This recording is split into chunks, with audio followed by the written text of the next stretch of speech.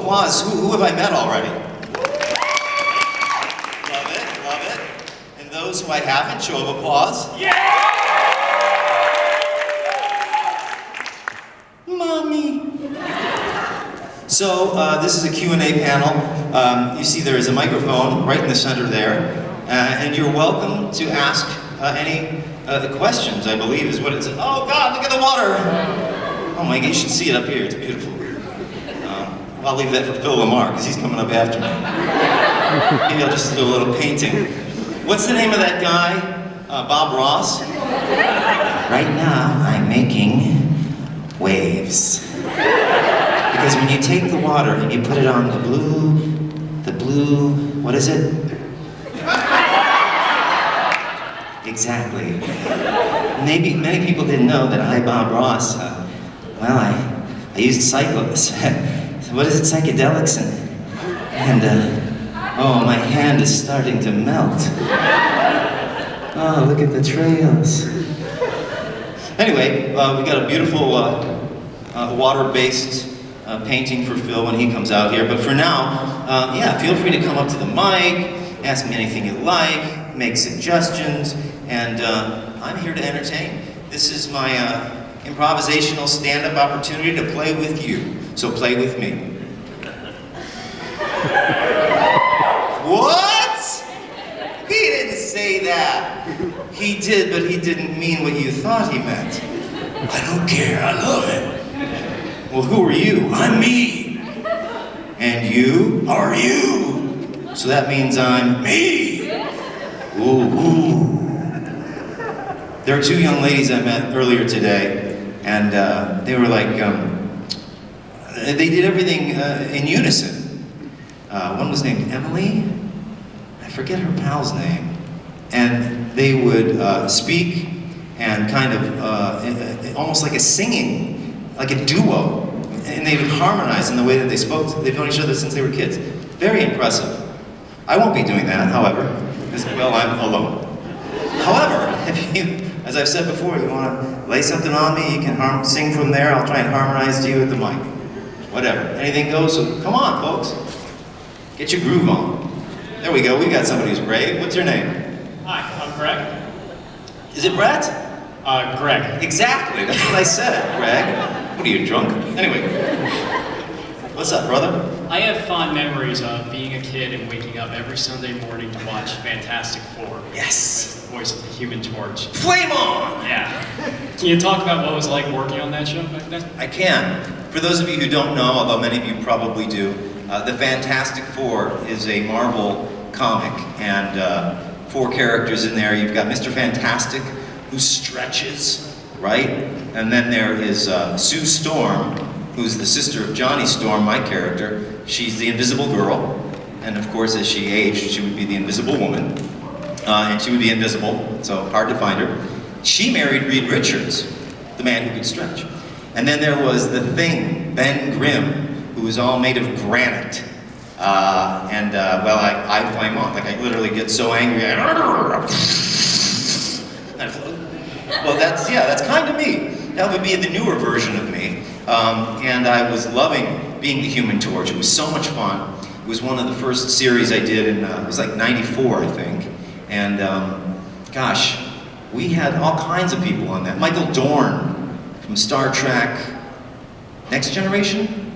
Yeah, he was in it. You know, the guy's, he's a big man. So it was kind of cool. I'm like, look at this, right? Working with him. And there was a gal named Kathy Ireland, who was a swimsuit model for Sports Illustrated. She played Crystal, if you know the series. So she was my girlfriend for 2 episodes. So it was nice to be able to go around saying, yeah, Kathy Ireland's my girlfriend. I go, I thought she was married to a doctor. Shh. In my world, she's the Human Torch's girlfriend. Yeah. What else can I tell you about that? I worked with Lori Allen, who played the Invisible Girl, and she is has been a regular on SpongeBob, where she plays Pearl. If you know who Pearl is a whale. She's a whale of a girl. And then she was also on Seth MacFarlane's show, Family Guy. She played a news anchor, and she was also on the stage production of the Pee-wee's Playhouse.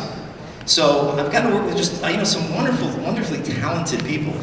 You might know better than I. Is there anyone I'm leaving out? I think you pre-covered it, yeah. I did. Bo Weaver, I think, was Yes! Richards, yeah. Bo Weaver was Reed Richards. He was like, "Come on, Johnny. What are you doing? Sue, let's go." I can't find her. Where's Sue? Where is she? "She's invisible, you knucklehead." "Hey, I'm not the knucklehead. Grim's the knucklehead, aren't you, Grim?" "Yeah, I am, Torch. You're bothering me. I'm gonna clobber you because it's clobbering time." "Yeah, right, I'm just gonna fly away, dude." So that was played by Chuck McCann, who unfortunately just passed away.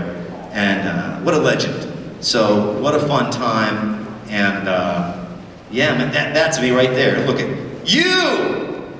I'm hot. I'm pointing at that. Yeah, I should be pointing up there for you guys. I got the monitor here, backwards. And that's the team, man. We had such a great time. That was the first time I met Stan Lee, who thankfully is still with us. And I was a huge comic book fan as a kid. So I loved the Fantastic Four. I loved Spider-Man, who I did go on to play in Marvel's Ultimate Alliance. Then I got to play Venom in Spider-Man Friend or Foe. So I was both Spidey and Venom. And Stan came around when we did this series. They gave us, they gave us ties with the Fantastic Four on them. They gave us a poster, we signed, and I asked him, nobody else seemed to be interested or thinking ahead. I said, "Would you sign my script?" And if you know anything about the Marvel comics and the way they're written, Stan has a way of rhyming things. So he went, "Of course," wrote, "to the titanically talented Quinton Flynn." I was like, "Yeah! This is better than having Kathy Ireland as a girlfriend!" Which I never did anyway. So there you go. Thank you, what a great question. Hi there! Hi, how are you? I'm doing okay, though my feet, I want to cut them off very bad. Hey, can we boost the gain on the microphone up front here? Should I move closer? That's better. Before I forget the question, because it's short term, but Sure. I want to ask, with your years in voice acting, if you had ever had any bad experiences or comedically bad experiences that seem memorable? I'm having it right now. I'm kidding. Let's see, comedically bad? I would say comedically good. Like, anything that happens where there's comedy involved, I'm always happy. There wasn't anything that was terribly unusual. I would say there were times I might have felt a little, what's the word, intimidated by certain actors or actresses that maybe I grew up watching TV or film, and all of a sudden they're with me, in the same studio, and we're peers. We're on the same level. I'll give you an example. I was doing The Real Adventures of Johnny Quest, which was, people would consider it a reboot. It originated in 1966. We premiered in 1996. And if you saw the Pixar film Up, yeah? Show of hands? Right on. For those of you listening on the radio, because there's 10 million people listening to this, everyone put their hands up. There was an actor named Ed Asner who played, the father, or the older gentleman. How about that? The geriatric, the old man. And Ed was one of the cast members of Johnny Quest. He was guesting, and I had watched him on the Mary Tyler Moore Show as a kid, and he was very gruff in that role. So I assumed he would be very gruff and mean to me.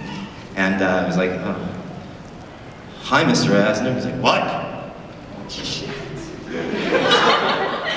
I said, I just wanted to say hi. He's like, "Oh, I'm sorry, kid. I just wasn't listening. I wasn't paying attention." "So you're not mad?" "Mad?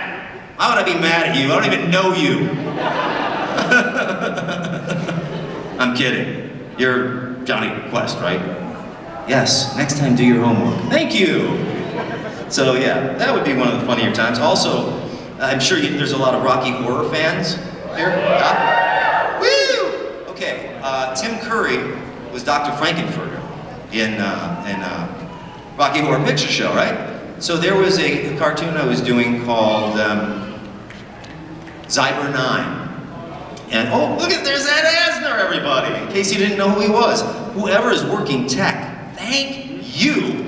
This interactive experience is brilliant. Next thing you know, he's going to find Tim Curry. He'll probably be Tim Curry from It, but this wasn't Tim Curry in It, although he was brilliant in that. And they said to me, and they said to the rest of the cast members, Quinton, when you talk to Tim, do not mention Rocky Horror Picture Show. Anything else, but do not mention Rocky Horror Picture Show. And there he is. That's our sweet transvestite from transsexual Transylvania. Oh, thank you, babies. Thank you, darlings. Thank you, Daddy. Ooh. I can also be a clown. Look at me.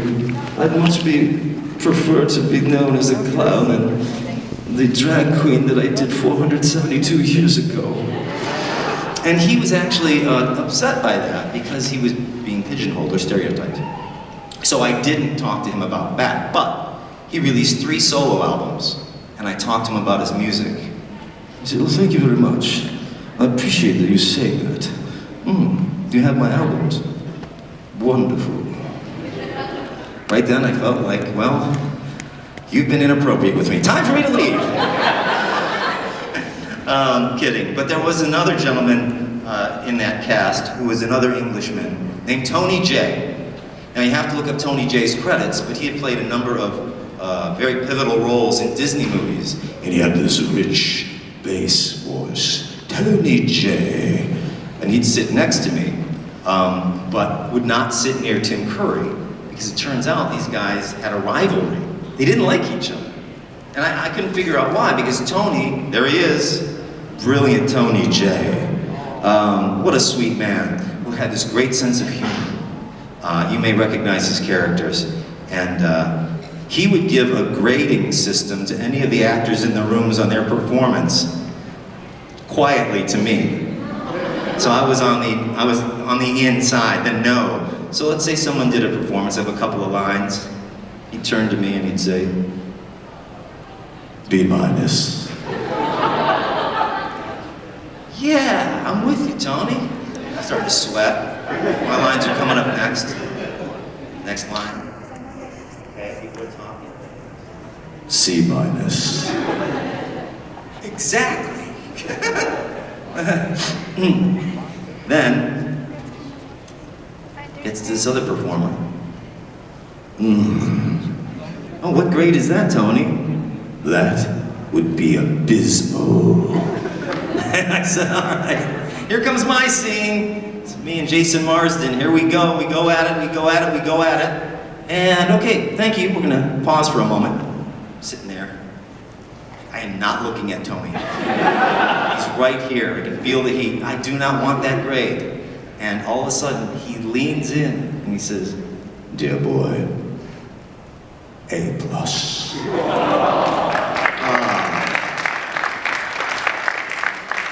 Thank you. I said, Tony, you are the smartest man in the universe. So there you go.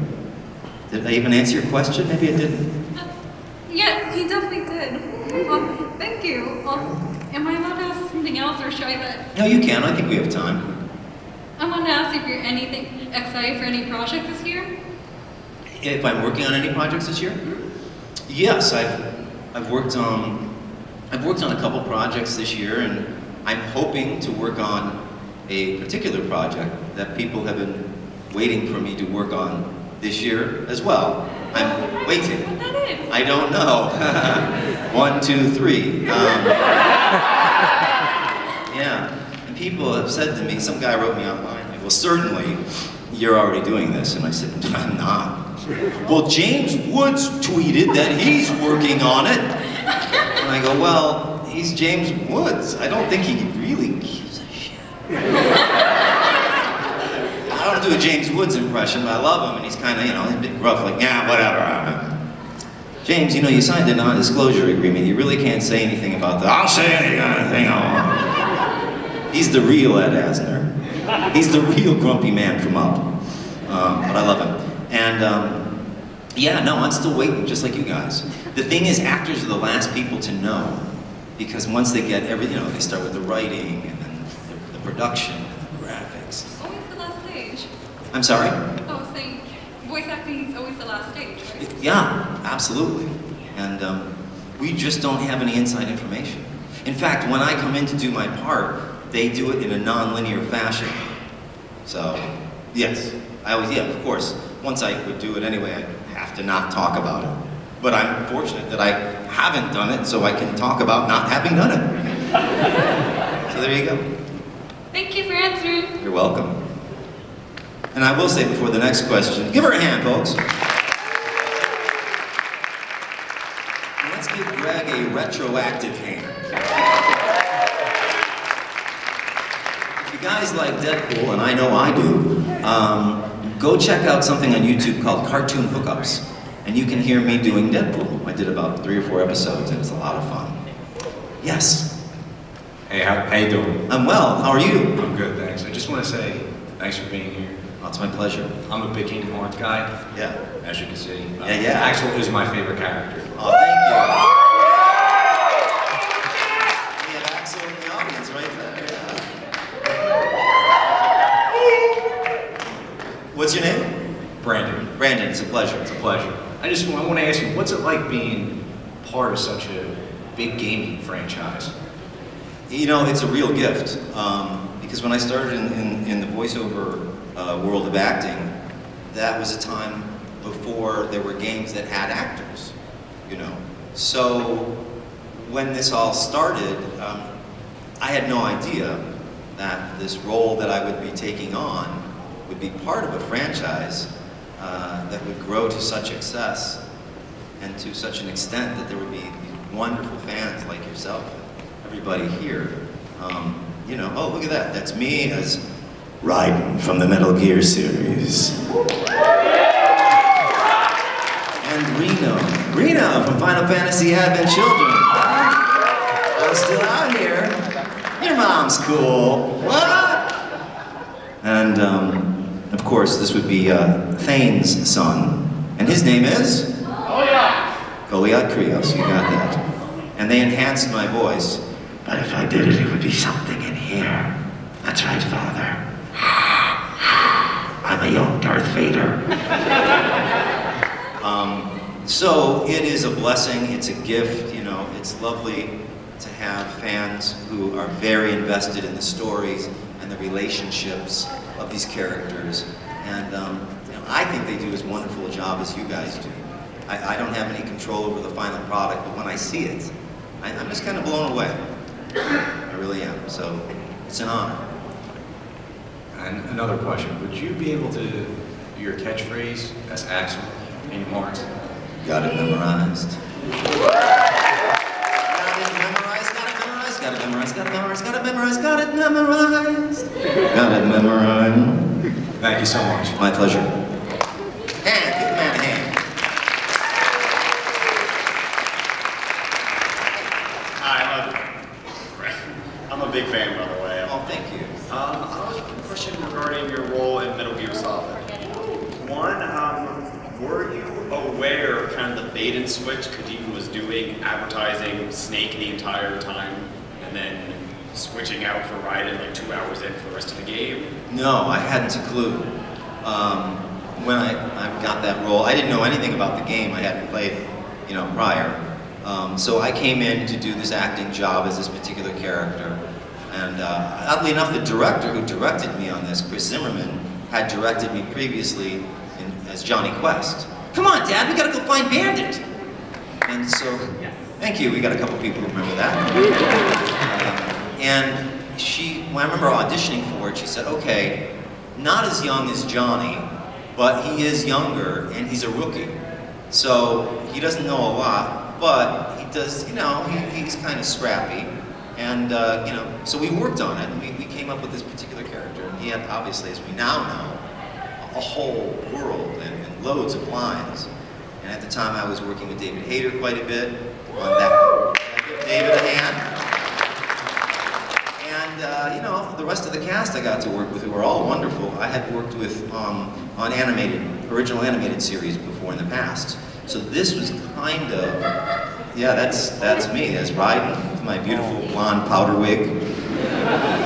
Yes, ooh, I hope you like my wig. Do you like my wig? Ooh, yes. Oh, it's time for some tea. Why don't we get some tea? That's what I said to Snake.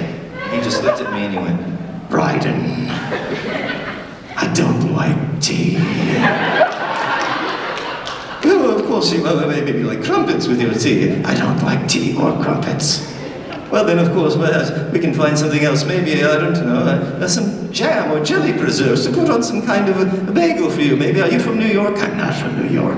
All right, that's fine. And maybe you're from Philadelphia. We could get Philadelphia cream cheese. I like Philadelphia, but I don't like cream cheese. Well, I just have to say you're making this very difficult on me, and I'm going to have to change my voice because I don't think Kojima will like it, and I already know that the fans will hate me. Anyway. Wow!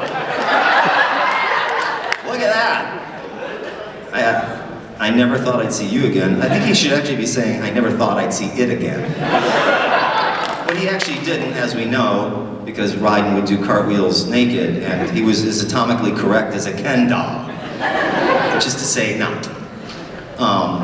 So no, I didn't know anything about that. And I was interviewed after the game was released, and the person who interviewed me, yeah, I didn't know where they were going with it. And all I said at the time was, I go, I had no idea. Now you're telling me this, so I just was aware that there was a for and against my character. But, you know, no one was able to contact me at that time directly to ask me questions or to tell me, we don't like you. And over time, people have kind of gone back around, you know, we did like you know, or I did like you, or I didn't like you, but now I like you. So, no, Kojima was very clever. I don't know why he did that, but he did. And, you know, he seems to come up with some really fantastic ideas.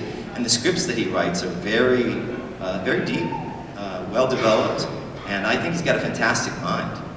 So, there you go. All right, thank you. You're welcome. Thank you. Give him a hand.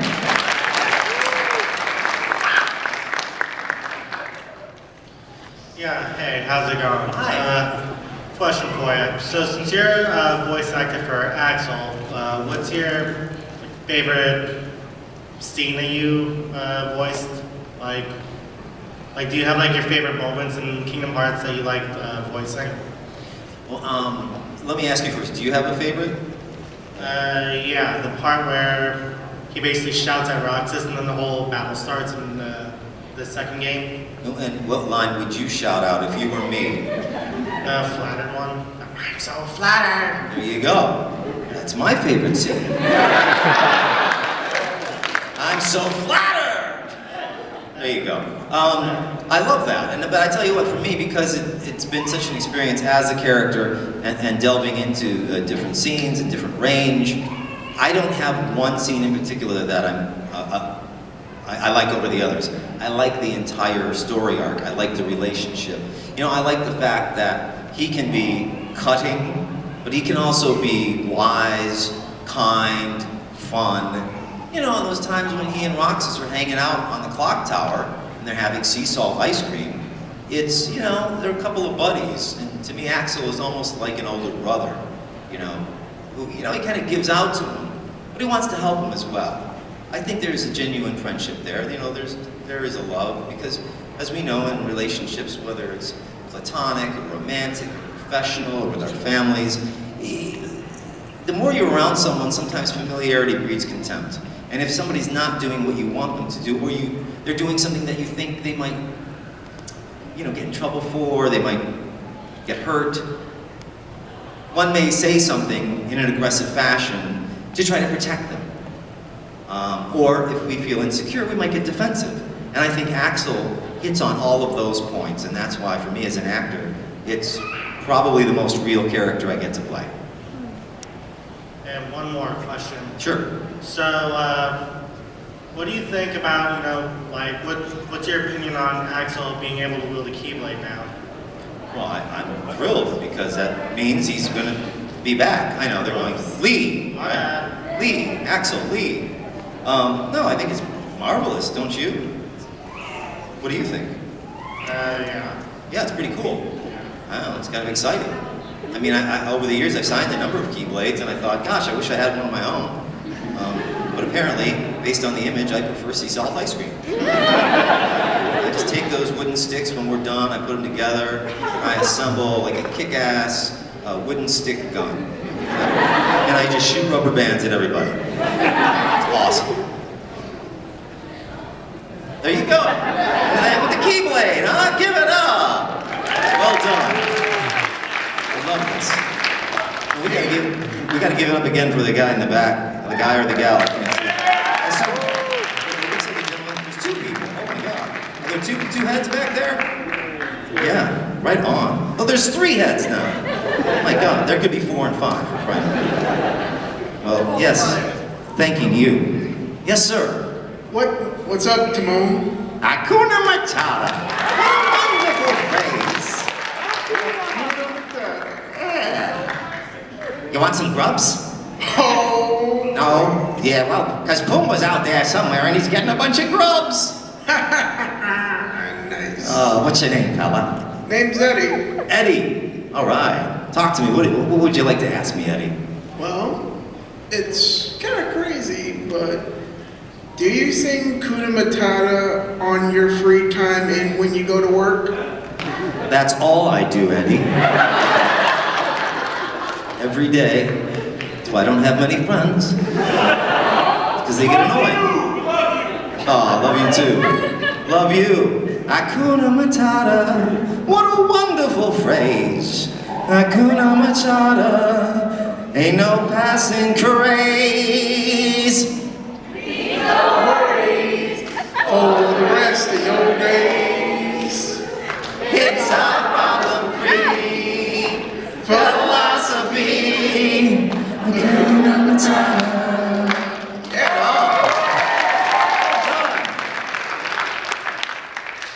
Anything else, my friend? Well, would you mind doing your Jack the Ripper phase from Metal Gear Rising? Now it's time for Jack to let her rip. Thank you. You are welcome. Thank you. I'm gonna love this. Good. Give it up for Eddie. Hi. Just nervous, sorry. Oh, that's okay. So am I. Sort of. So I was going to cosplay Naruto, since I know you do Aruka Sensei. Yes. And I was going to do a certain line, and I was wondering if you could help me with it. I'll try. Okay. I know I can't do his voice, but I'm going to just say the line. So, Sensei, Yes. I have a request for you. Yes, Naruto. What is it? Will you pose as my father for the wedding? Well, you want me to stand in for your father? Yes. Naruto, I would be honored. You're like a son to me. Thank you. You're welcome. Thank you. It's very sweet. Hello. Hi there. Hi. I'd also like to say that I love Iruka Sensei. He's probably the most underrated character in all of Naruto. Thank you. And no small plot, thanks to you. Thank you. I'm gonna, again, genius. Hey. Huh? Come on. I want to ask you as an actor, Yes. what do you think is more challenging? Fake laughter or fake crying? Ooh, I think fake crying, but that said, the directors, the producers, they never let us out of the booth until they get what they want. So, effectively, they have been able to produce or engage me in such a way where my tears must be pretty real. And I find that to be a little more challenging, yet there have been times when I've been doing the laughter, which I think is far easier, a little too much. Can you back it off a bit? I'm like, oh, wow, all right. You know, like, too much. Okay, what would you like? Half as much.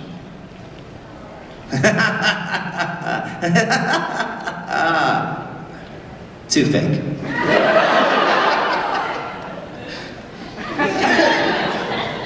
Okay, let's try it again. Perfect. There you go. I'm like, but I didn't do anything. They go, that's the point.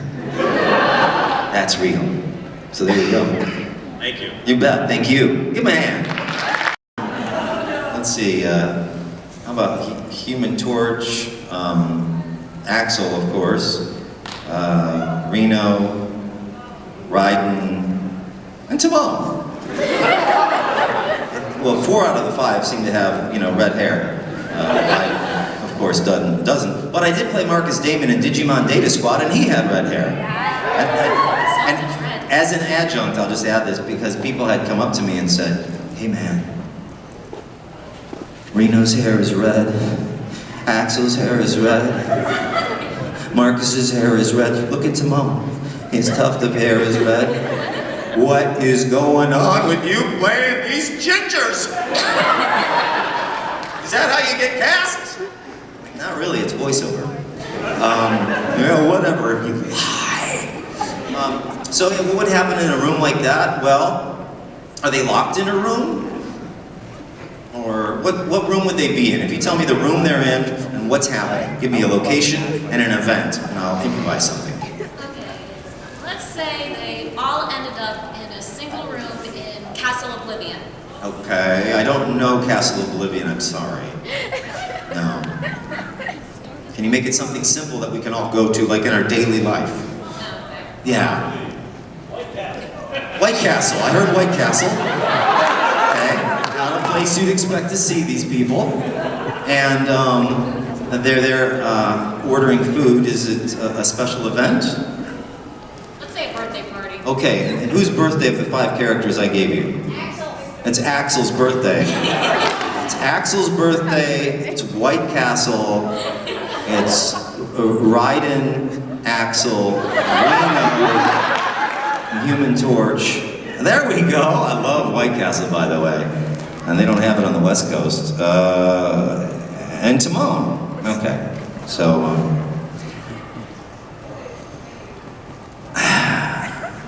really, guys? Really? It's my birthday and you brought me to White Castle? You know I like sea salt ice cream. I have a discerning palate. I mean, you could have taken me to the ocean. Watch the sunset red. Yeah, red. Like my hair, like your hair, like, well, 4/5 of us here, huh? Shut up, Reno. I'm far superior to you. Yeah, you and your mom. You and what are... Shut. Listen, guys, stop fighting. I mean, we're here together, as I've said before. Hakuna Matata, right? What a wonderful phrase. It means no worries for the rest of your days until you meet Jack, the Ripper. You squirrely little rodent. Okay, listen, don't get mad, big guy. I think you're wonderful. You're gonna be great in Lost in Space, the new series. Shut up! Is that supposed to be funny? It's supposed to be something. Axel, save me. Why don't you save yourself, little man? Hey, come on! I got red hair just like you! That doesn't mean that we're related, but we are! Certainly, our DNA must be similar! Speaking of DNA, why don't you ask Ryden about his? Shut up! Hey, everybody. It's me, the Torch, the original redhead, the original ginger. Huh? Flame on! Happy birthday, Axel. Your burgers have been cooked. See you. Thank you. Yeah, I got a standing O. Yeah! Thank you very much. Thanks for the challenge. Thanks for the fun. Hi. Hi. Is that a real baby? No. Oh, No. okay. It's a fake, no problem. Fair enough. I have a question and I also have something for you. Okay. My question is, when voicing lines for like Iruka, like when you were like recording, what were like some of your like favorite bloopers, if you can like remember any of them? Gosh, I don't know that I can remember any of them. I know there may have been one. Well, there actually have been plenty. I've said plenty of things, as you can imagine, that were a bit off color or wrong, but nothing in particular that. But yeah, I mean, I'm human. I make mistakes. Rarely. As Tony J would tell you, genius, A+. Yeah, I can't think of anything in particular, but you know, if this was an 18+ panel, I could make something up.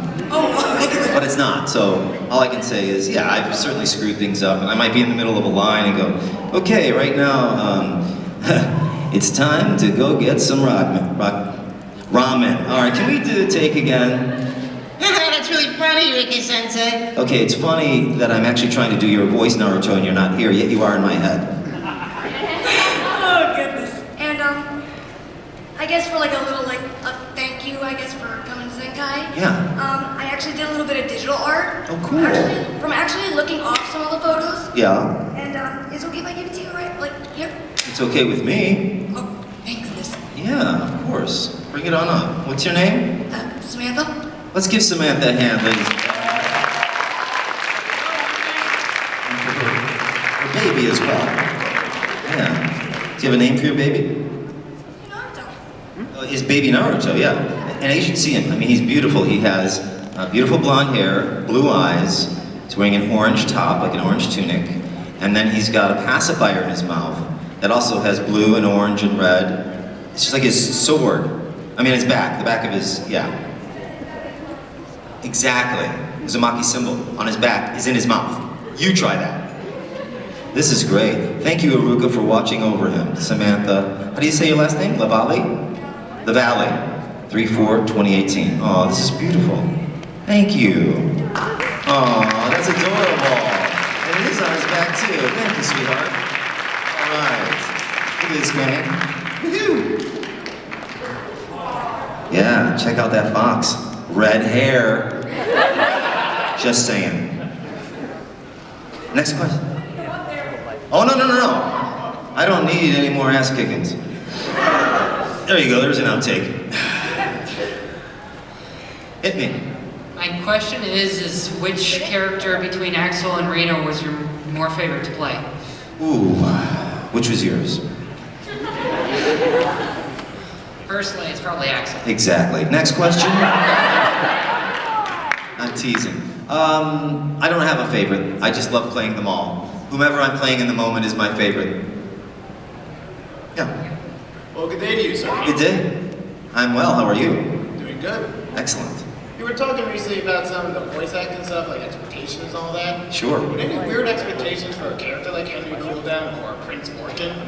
Expectations of my own, or the director, producer, writer? Like director, or even director, Chris as well, voice director. Yeah. Mostly super as well. Well, usually by the time I get in the studio for a role like Prince Vorkin or Henry, Sir Henry Cooldown, if you don't know, he's Irish, he's from Dublin.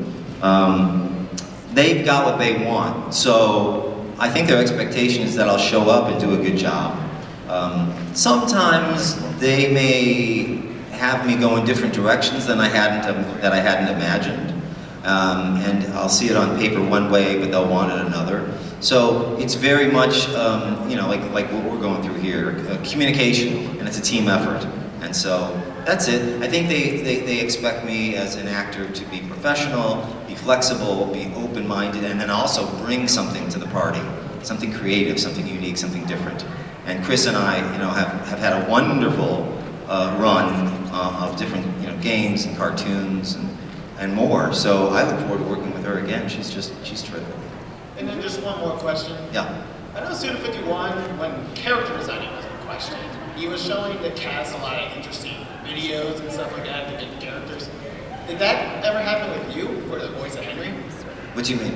Like, example, when designing Travis, they used Jackass clips. Right. Well, because he was. Oh, yes. No. Like stuff like the accent. Was that like That was supposed to be, or? Well, yeah, they wanted an Irish brogue, and that's what I gave them. And they booked me, and I was very grateful because my dad was Irish. So even though his family wasn't from Dublin, they were from Ballin. There we go! Irish flag! Erin go bra! Means up the Irish. Up the Irish. Or Erin go braless if it's St. Patrick's Day. And, you know, she does do that. But no, I gave them what I thought they would want, what felt right as this character, you know, who was this Dubliner who had a bit of, you know, ass-kicking going on and attitude. He was kind of fun and young, and they dug it. So we did the No More Heroes, we did the sequel, And then someone today was asking me about, you know, the next installment, right? But I haven't heard anything or read anything about Henry being a part of it. I think he should. But that's just me. I'm with you. Yeah, thank you. Hey, so who knows best sometimes? All right, yeah, you're right. All right, buddy, thank you. Give him a hand. Hello, Quinton. Hi. Welcome to the East Coast. Thank you. It's great to be here. You having a good time? Loving it. It's good, it's good. Now, you did mention earlier that you worked with David Hayter in the Metal Gear franchise, and I was curious about your work for the Mass Effect franchise as Koliak. Did you get to work along with Mark Meir, Jennifer Hale, Keith Hayes for your role as Koliak, or was this something you voiced separately than them, and then they just added it all together? Yep. The latter. Okay. Yeah, they recorded us separately, unfortunately. I really enjoyed it. There it is, ladies and gentlemen. Mass Effect. Mass Effect. And I loved my role, but I didn't get to play with the other actors in the same room. They recorded us all separately. You did an excellent job. Was there any, not just Koliak, or any kind of role that brought you to an emotional level where you yourself as an actor were affected emotionally by doing this role? Well, fortunately, I started therapy when I was really young, so it's kind of a joke, but kind of not. But I was going to say, no, I mean, there wasn't anything that affected me emotionally in such a way that I walked away going, I'm devastated. Nothing like that. I started acting as a very young, well, as a kid I started acting. So it's always been kind of a safe place for me. And there is Koliak Krios. I will say that in both the Kingdom Hearts series and the Metal Gear series, if you know the storylines, then you'll know there are pivotal moments for both Axel and Jack. One is a passing, shall we say, and the other is a discovery of an offspring. And those were powerful scenes for me. So yes, I was definitely affected by those emotionally, because whenever anybody asks, as you heard tonight, what is your favorite character, what is your favorite moment or scene? I guess I'm thinking about it now with your question, to go back to those. Those scenes in particular would probably be favorites for me, because I had to get into the moment where I was out of my head. And I was acting, but I wasn't acting, you know. The laugh would be real, the tears would be real, the reaction to the other actor or actress would be real. So, yeah, so yes, I was definitely affected by those roles. And I can certainly say that from the time I started doing, you know, anyone from Timon to Axel, there has been a lot in between that I've done, both behind the microphone and on stage and elsewhere, that has brought me to this point of being able to have this interaction with all of you and answer these questions, which is a gift I never imagined when I started acting. So, thank you. Thank you.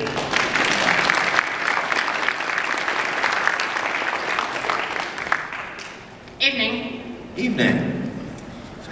One second here. All right. Okay, two quick questions, and I got a little something for you here, if you don't mind. It depends on what it is, but probably not. How did you feel about being in Sonic Forces? I mean, you were brought back for Silver, right? Yes. How did it feel in that one scene when Silver was up against Infinite, when he first introduced himself to Sonic? I mean, how was that? Well, I loved it. You know, I think he's a great character. He's a lot of fun, and you know, he reminds me of my younger self, and sometimes my older self. Bit of a spitfire.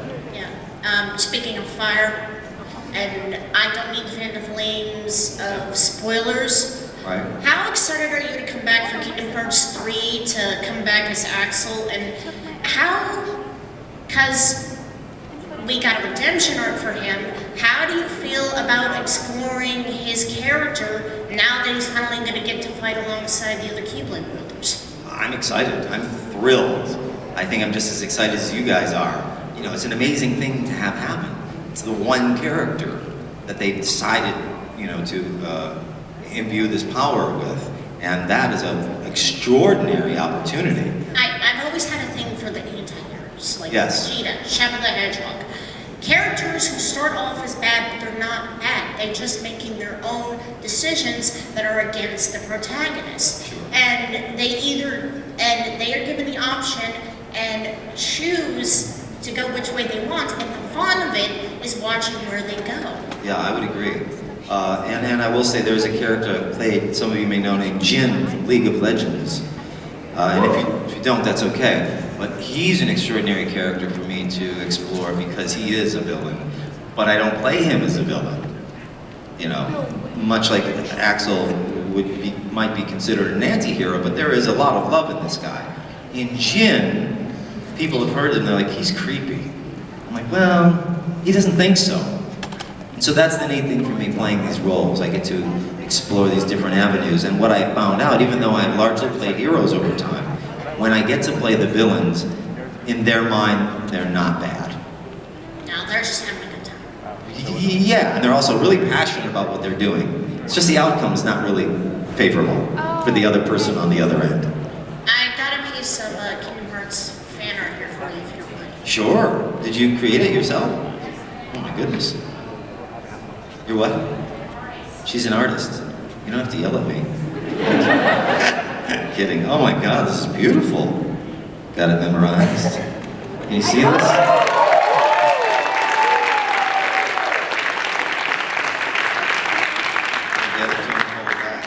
actually says got it memorized on it, right? In the granite, in the rock.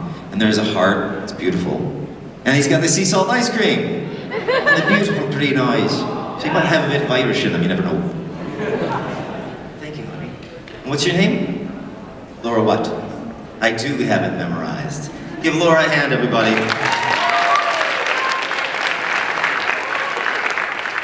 And it's Laura P. to protect her anonymity. I'm gonna put it right here so that way some people can see it from the floor. Last name is on the back. I'm sorry? Last name is on the back. Oh my goodness, you're yelling again, just like my mom. Pavlov. Pavlovic. Excellent. From the Eastern Bloc, we have Pavlovic going off the high dive to make the gold for the Russian team. Okay. Hi, how are you today? I'm well, how are you? Good. Excellent. I just got a couple of questions, probably like two. Okay. I'm new to you, but I know your character from like a lot of animes. I forgot his name, the Haruka Sensei. Sure. And Conan. Conan! Which I love the best because I didn't know who voiced him, or these two guys or the rest of them. Yeah. But when I heard Conan, he was like my favorite in Bleach all the time. Just wacky guy. Yeah. And also, on the side note, Naruto, which is of course everybody's probably favorite OG anime. Right. I named after one of the animes. If you ever heard of Jiraiya. Yes. That's my name. Oh, cool. And every time I hear that name, I just use it as like a front to show off that I'm in the anime. That's right. But for real, I like that anime so much, and Bleach the best. Conan's such a funny pervert, it's funny. That's me. What? Well, there's always some truth to that. Any character, you know, that an actor is playing, he has to get it. Yeah. But and other characters that people named that I have probably heard of and seen, but I never knew who voiced them. But I'm glad you're here, and I'm glad everybody else feels the same way too. Thank you, Jiraiya. Yeah, but thank you. Thank you, Jiraiya. Oh my God. Oh my God, it's Jiraiya. Do you know that he took Rukia from me? Can you believe it? Oh, Jiraiya! That was perfect. Thank you. I'll see you at White Castle. Hi. I just want to say real quick, Naruto was actually the first anime I ever got into. Like it showed me the world of anime. Aww. And Haruka was actually one of the first characters that I ever fell in love with from that show, besides Naruto himself. I'm actually dressed up as a female Naruto. You look lovely. Thank you. You're welcome. And I was wondering if, throughout the entirety of Naruto, was there any point where you felt like, since you played it so long, that you were tired of the character, like you felt like you were sick of it? Or did you love it the entirety way through it, since it's such a long series? I've always loved playing Iruka Sensei, and I've always loved the series. I've never wanted, you know, I would never want it to end. So if they would keep playing it, you know, I mean, keep writing it, producing it, I'm always ready to come back. Yeah, no, it's a thrill. How was it like playing with like the rest of the cast for that? But, well, similarly to the question about, oh gosh, I'm having a moment. Metal Gear is one, correct, but no, it's Mass Effect. Yeah, Mass Effect, they record us separately. In fact, for anime, as a whole, they record the actors separately because we're working to, you know, they're taking the original animation from Japan, they bring it over, somebody has to rewrite the dialogue to make it work in English. They might even shift and change the story a bit. And so what we're having to do is dub the voice of, you know, like you see Iruka's face on there right now, right? So I'd be in front of a TV screen, a monitor, if you will, and I'd have a script in front of me, and I'd hear a series of beeps in my earphones, the headphones, going, doot, doot, doot. And then I have to sync up the dialogue with the lips and make it work. So they can only have one actor at a time doing that, otherwise it'd be impossible. Yeah. Yeah. But I get to see it after the fact, and I'm like, oh, that's cool, and I'll have other actors come up to me and actresses saying, hey, we're in the same series. I'm like, really? Yeah, we work together apart really well. You bet, thank you. We have time for 2 more questions. Yeah, hi. Hi, I am also a big fan of Naruto. My sister is Cherokee, and I do love your character a lot. But did you ever meet the character that played, the person that played Naruto? Yes, her name is Miley Flanagan, and I've known Miley for years, and she's lovely. She's I believe she's from Chicago, and Flanagan, she's Flanagan, I'm Flynn. We both have Irish within, and she's really cool. Yeah, and I love. She's got that. I can't even do it. You know, she's got that really textury voice. Hey, Iruka Sensei.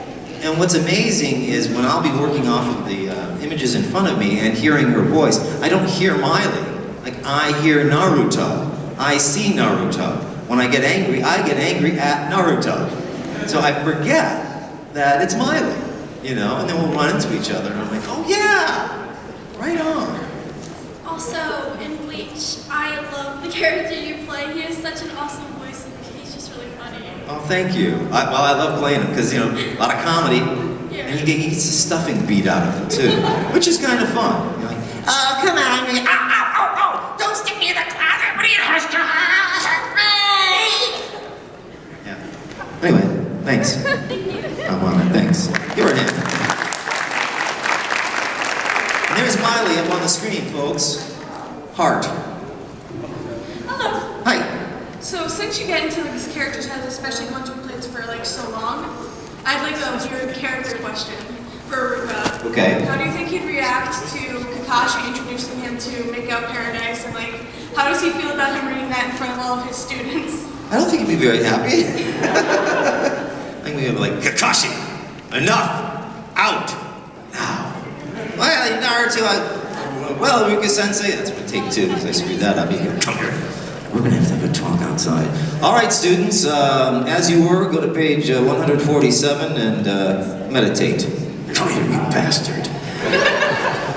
There you go. There's my outtake take. Thank you. You bet. Give her a hand, folks. And it looks like we have to wrap it up here. So we do have a final question. I mean, I know we have 4 minutes left, or is it 3 minutes? Not even. 3 minutes left. Final question. I want to thank all of you guys for showing up. I want to thank you for the love. I want to thank you for the great questions. I want to thank you for being so committed, so kind, and so invested in a lot of these roles and series that I'm a part of. It's such a gift, and I'm so grateful to be here in Lancaster, Pennsylvania. So thank you. I look forward to seeing you the rest of the weekend. So, hit me. This isn't really so much a question. I didn't panel soon. Me neither. This one though. Okay, I'll take it. And if someone has a final question, wants to run to the mic, go ahead. Wow, this is awesome. I was just talking about this. Yeah, oh, it's Axel and Ryden sitting on the clock tower having some sea salt ice cream. What's your name? Kayla what? Kayla Waltman, ladies and gentlemen. Thank you, Kayla. So there you go. Eventually, after the White Castle event, they became friends. And we have a final question. Hello. Hi. I was wondering if you could give me a typical day in the life of your life. Well, I wake up and go, oh no, not another day. That's it. No. Every day is different, really, and the life of an actor or an artist. I know there's many of you out here. I'll just say an artist, because underneath the umbrella of being an artist falls all different types of ways in which we express ourselves, whether it's on the page or in performance or vocally or you name it. I don't have a standard issue day because I don't have a standard issue 9-to-5 existence. I have to be available for auditions, and also I'm a creative person, so part of my day includes writing music. I have a band called the Snozberries, and we have actually started a page. We have a fan page on Facebook we would love for you to follow, and we also have an Instagram account, and it is 3 brothers who have the same mother, but different fathers, because our mother was a groupie, and she was on the road having sex with musicians or artists from other bands. So, Mom was always gone. The 3 of us were basically raised in front of a television set. And maybe, like yourselves, fans of certain cartoons, video games, and motion pictures, or TV shows and motion pictures. Maybe a video game, but certainly cartoons, cartoons, TV shows, and motion pictures. And so that was our babysitter. We were latchkey kids. And we then, there's the original Snozberries. That is me singing, and the gentleman with glasses who looks like Miley Flanagan with a goatee is none other than the fabulous Robbie Rist. And Robbie also is an actor and musician who is in Naruto as well. But we were the original Snozberries for many, many, many, many, many years. And I've since moved back east. I'm in the Cleveland area and developed the act with a couple of other guys, R. Scott Vaughn and Cody Robert Schmidt, because Robbie is busy with other projects on the West Coast. So with this, we are writing original material that's going to incorporate into this jukebox musical that has a beginning, middle, and an end for these latchkey kids who were weaned on TV. And so part of my life is, looking at these stories and situations, being a writer, being a producer, being a creative, and arranging. So at least 2 nights a week for 4 hours we get together and we're developing and creating. The same way that you guys, would put it into the care in which you want to do your cosplay or the art that you want to put out there. Beyond that, what can I tell you? I don't know. Each day is a day. I eat like anybody else, not always great. I try to exercise, but I don't always do it. I try to bathe, and sometimes I don't. I like reading books. I love learning. I love to learn. And I love doing this right now. I love talking to people. I love getting feedback. I love being inspired and trying to inspire. And I hope that somehow today I've been able to do that for you and yours. And with that, I say thank you, and we'll see you again.